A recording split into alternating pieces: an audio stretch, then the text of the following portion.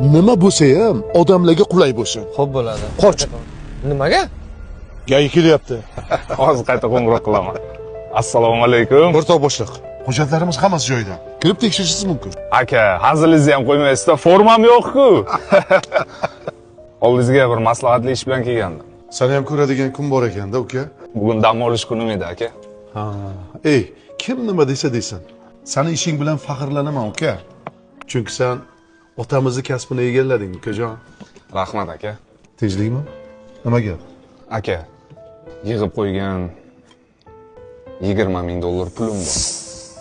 Shunga otamiz uchun bayramga mashina sovg'a qilmoqchi edim. Shunga nima deysiz? Siz bilan maslahat qilgani kelgandim, aka. 20 ming. Naqdmi? Naqd.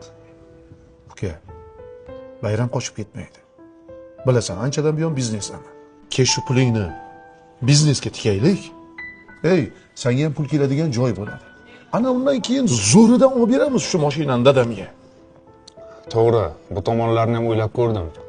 Lekin pulimizni ko'paytirishga vaqtimizni sarflasak-ku, pulimiz ko'p bo'lganda ota-onamiz topilmasa-chi? Bilasiz, ota-ona g'animat. Ularning vaqtida qadriga yetmasak, keyin kech bo'lishi mumkin, aka.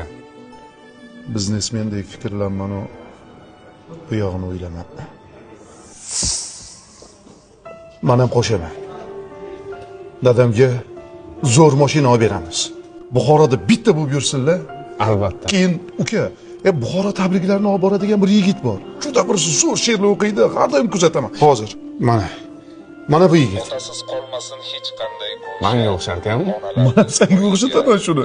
Bayram qilib mashinani topshiraylik. Bo'lmasa, surpriz qilib topshiramiz. Kelishdikmi? Rahmat sizga, aka.